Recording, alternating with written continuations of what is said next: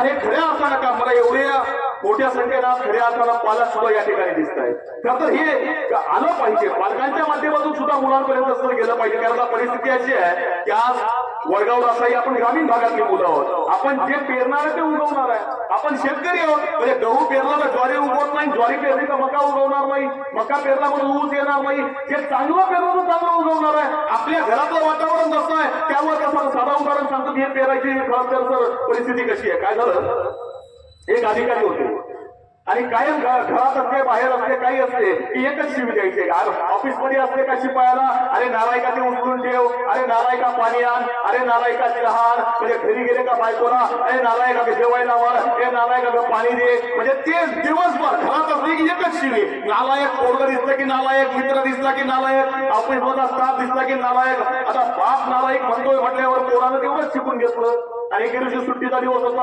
बाप घरामध्ये काहीतरी काम करत बसला होता आणि पोरग गाडी खेळत होतं. आता पोरानं गंमत बघितली, बाप खेळतोय, आपलं काम करतोय, पोरग खेळायला लागलं आणि पोरानं गाडी चालू केली. पोरग म्हणायला लागलं काय, ट्रिंग ट्रिंग, ज्या नालायकांना गाडीत बसायचं त्यांनी गाडीत बसून घ्या, ट्रिंग ट्रिंग, ज्या नालायकांना गाडीमधून खाली उतरायचं त्यांनी खाली उतरून जा.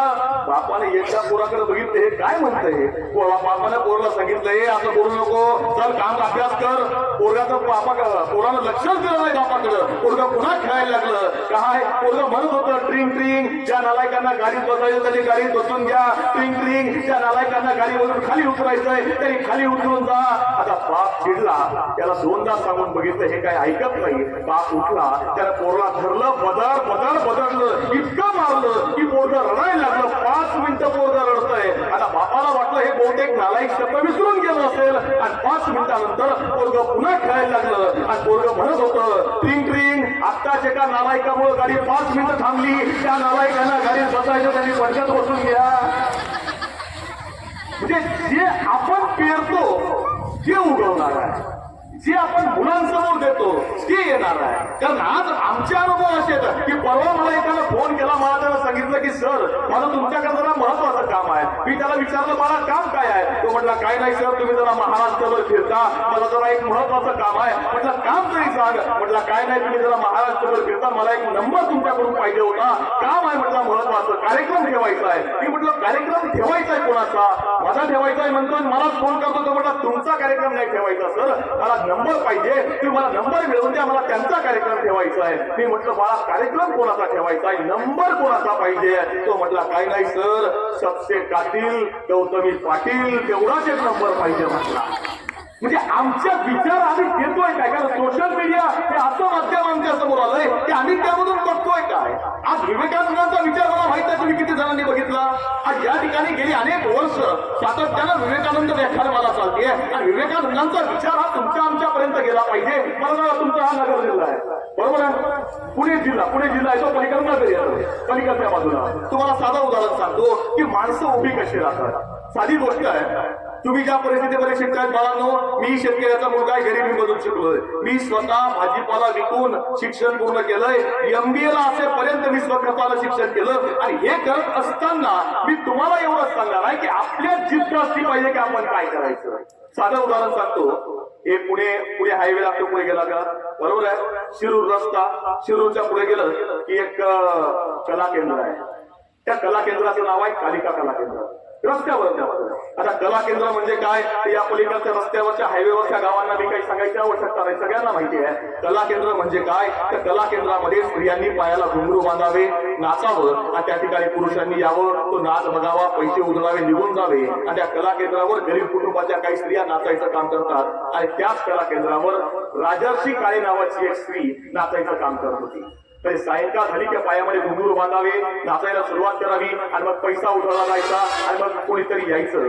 ते त्या स्त्रीला, एखाद्या स्त्रीला स्वप्न दाखवतं की लग्न करेल तुझ्याशी, आयुष्यभर सोबत राहील, 4 दिवस सोबत राहायचं, 4 दिवस शय्या सोबत करायची. पोटामध्ये चुकून कधी कधी गर्भ राहतो आणि गर्भ राहिल्यावर पोरं जन्माला येतात, पण त्या पोरांचा बाप कोण हे सुद्धा समजत नाही. त्या कला केंद्रावर राजर्षी काळेंसोबत तेच झालं.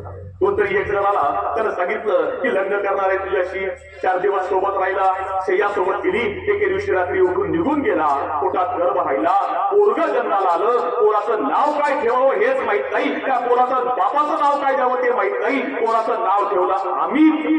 आणि या स्त्रीनं त्या पोराच्या बापाचं नाव माहित नाही म्हणून तिचं नाव दिलं अमित राजर्षी काळे. आणि ते पोरग त्या कला केंद्रावर लहानाचं मोठं होत आहे.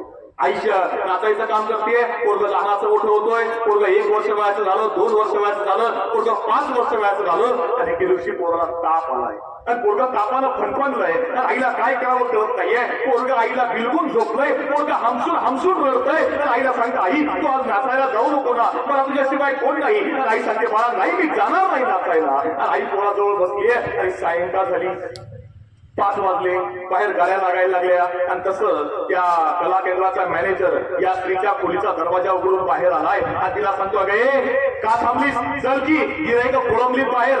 तसं हिने सांगितलं, नाही माझं पोरगा आजारी आहे साहेब, आजच्या दिवस थांबा, मी उद्या हवं तर डबल काम करते, पण आज मी येऊ शकत नाही. त्या मॅनेजरनं सांगितलं, ते पोर अगं कुणाचं येईल काय, एकटे बाजूला चल नाचायला.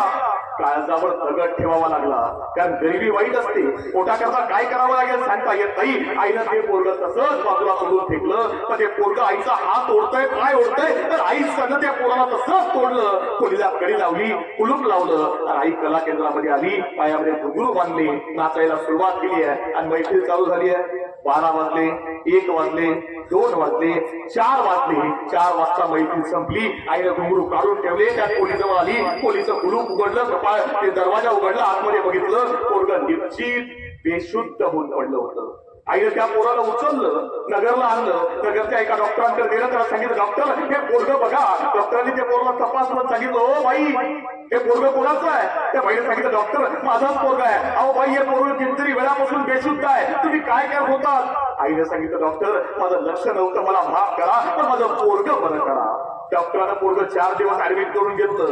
पोरग बरं केलं आणि बरं केल्यावर आईनं त्या पोराला उचललं, त्या नगरमधून पुण्यामध्ये आणलं. पुण्यामध्ये हडपसरला एका हॉस्टेलला ठेवलं. आणि त्या पोराला सांगितलं, बाळा आम्ही आजपासून तू त्या कला केंद्रावर पाय ठेवायला परत तरी यायचं नाही, कधीच यायचं नाही. तू आजपासून इथं राहायचं, हडपसरमध्ये पुण्यामध्ये शिकायचं. तुला वाटलं ना थोडीफार मदत मी तुला पाठवत जाईल, पण तू परत माझ्याकडे कधीही तिथं यायचं नाही. माझ्या त्या कला केंद्रावर पाय ठेवायचा नाही आणि माझ्याकडे सुद्धा यायचं नाही. पण जर बाळा तुला वाटलं की आपल्या आई जवळ जावं, आपल्या आईला आपल्या सोबत घेऊन यावं, आपल्या आई सोबत राहावं, तर बाळा एवढा मोठा होऊन ये ना की त्या कला केंद्रावर मला घ्यायला तेव्हाच ये की जेव्हा मला परत कला केंद्रावर थांबवणार नाही. तू एवढा मोठा होऊन ये की मी तुझ्या सोबत कला केंद्रावर निघून येईल, पुन्हा कला केंद्रावर थांबणार नाही.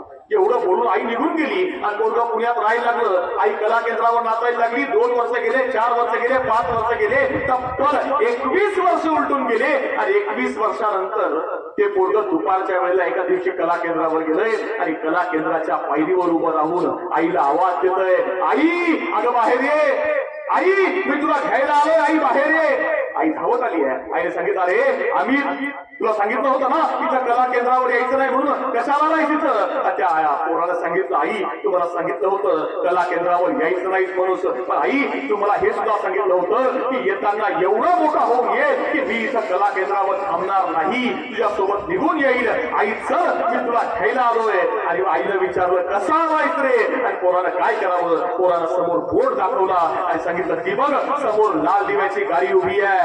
UPSCला भारतामध्ये 31वा येऊन मी कलेक्टर झालोय आणि लाल दिव्याची गाडी घेऊन तुला घ्यायला आलोय, चल माझ्या सोबत. त्या पोराचं नाव आहे अमित राजर्षी काळे.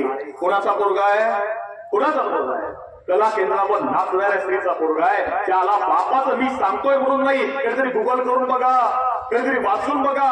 आम्हाला ह्या अशा अनुभवांच्या स्टोऱ्या जोपर्यंत तुमच्यापर्यंत येत नाही तोपर्यंत आपलं आयुष्य घडत नाही. हा विचार विवेकानंदांचा आहे. हा विचार विवेकानंदांनी या मातीला दिलाय. आणि विवेकानंदांची भाषणं ज्यावेळी जगभरामध्ये चाललीत ना, त्यावेळी इंग्लंडमध्ये भाषणाला प्रभावित होऊन एक स्त्री विवेकानंदांजवळ येते आणि ती स्त्री विवेकानंदांना म्हणते, Vivekananda can you grant my wish, तुम्ही माझी इच्छा पूर्ण कराल. आणि विवेकानंदांनी विचारलं, तुमची इच्छा काय आहे. आणि विवेकानंदांना ही स्त्री सांगते की माझी इच्छा अशी आहे की मला तुमच्यात, तुम्ही इतके सुंदर आहात, इतके हुशार आहात, इतके बुद्धिमान आहात, इतके सुंदर दिसता, तुमचं इतकं व्यक्तित्व चांगलं आहे, मला तुमच्यापासून तुमच्यासारख्या सुंदर, सुकुमार, सुशील, हुशार आणि बुद्धिमान मुलाची आई व्हायचंय.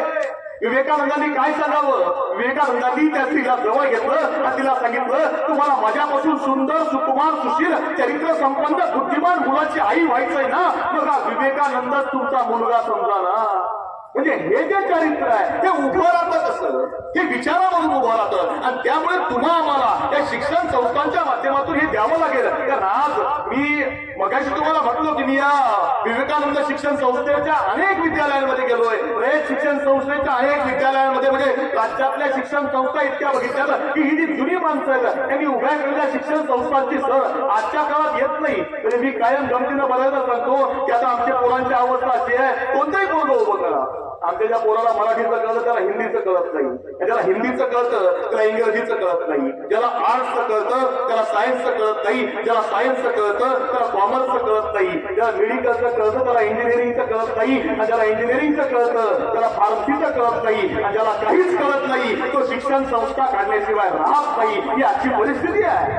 आणि अशा परिस्थितीमध्ये इतक्या सुंदर संकुलामध्ये तुम्ही आम्ही भावंडांवर शिकतायत ना, त्या संकुलाच्या माध्यमातून आपल्याला विचार द्यावा लागेल, तो विचार घ्यावा लागेल. मला माहिती आहे वेळ बराच झालाय, उन्हामध्ये तुम्ही बऱ्याच वेळापासून बसतायत, पण अगदी तुमचे शेवटचे 5 मिनिटं घेतोय तुम्हाला सांगतो खरं तर आवर्जून. कारण आयुष्यात मोठं व्हायचं असेल ना तर विवेकानंदांनी या मातीमध्ये जो विचार केला होता तो विचार कशाचा होता? तो विचार जो आहे ना या मातीमधल्या धर्माचा होता, तो विचार या देशाचा होता, त्या देशामधल्या सामान्य माणसाचा होता. आणि हे करत असताना विवेकानंद अमेरिकेपर्यंत जाऊन पोहोचले. अमेरिकेत गेल्यावर सुद्धा विवेकानंदांना अनेक अडचणींना सामोरं जावं लागलं, संघर्ष करावा लागला. आणि ज्या पुणे जिल्ह्याच्या मातीमध्ये तुम्ही आम्ही बघतोय ना, ही माती ज्ञानोबा तुकोबांची आहे, ही माती शिवछत्रपतींची आहे, ही माती महात्मा फुलेंची आहे. आणि त्या मातीमध्ये आपण जन्माला आलो तर या मातीमध्ये संघर्ष करावा लागला नाही का?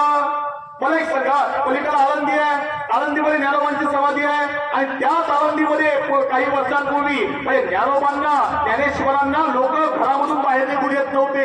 ज्ञानेश्वरांच्या आईला आणि वडिलांना विठ्ठलपंतांना देहांत प्रायश्चित्त म्हणजे आत्महत्या करावी लागली. तेवढं केल्यावर सुद्धा लहान लहान भावंडाला कुणी भिक्षा मागू देईना, लोक दगड मारायचे, लोक जेवायला कुणी देत नव्हतं. आणि छोटासा ज्ञानदेव आतमध्ये दरवाजा लावून बसलाय आणि बहीण मुक्ताबाई म्हणते ताती उघडा ज्ञानेश्वरा. आज त्या काळामध्ये ज्ञानेश्वरांना जेवायला कुणी देत नव्हतं, भिक्षा कुणी वाढत नव्हतं, आळंदीमध्ये फिरू कुणी देत नव्हतं. आज त्या ज्ञानेश्वरांच्या समाधीवर डोकं ठेवण्याकरता लोक लाखोंच्या संख्येने येतात. संघर्ष करावा लागला, पण विचार जो मांडलाय ना विश्व कल्याणाचा आहे. विचार जे पसायदान जे मागितलं ना ते जगाच्या कल्याणाचं आहे. पलीकडे देहुला तुकोबान आहे. तुकाराम महाराजांची श्रीमंती एवढी होती की 4 पिढ्यांनी बसून खाल्लं असतं. महाराजांची होती तुकाराम महाराजांकडे, सगळ्या नद्या त्या वया इंद्रायणीमध्ये बुडवून दिल्या. इथल्या शेतकऱ्याला कर्जमाफी तुकोबारायांनी दिली. आणि ती दिल्यानंतर समाजानं काय करावं? पराविया नारी आम्हा रुक्माई समाज तुकाराम महाराज म्हणायचे. त्या तुकाराम महाराजांच्या घरी समाजानं वेश्या पाठवली तरी तुकाराम महाराज घाबरले नाहीत. तुकाराम महाराजांनी संघर्ष केला. आज लोक ज्ञानोबा तुकारामचा गजर करत आळंदी पंढरपूर पासून त्या देहू पर्यंत जातात का? संघर्ष करावा लागला. संघर्ष शिवाजी महाराजांच्या वाट्याला आला, संघर्ष महात्मा फुलेंच्या वाट्याला आला, संघर्ष बाबासाहेबांच्या वाट्याला आला, आपल्या वाट्याला येणार आहे. जर तुमच्या आयुष्यात एक गोष्ट लक्षात ठेवा, संघर्ष नसेल तर आयुष्यात मोठं होता येत नाही. एक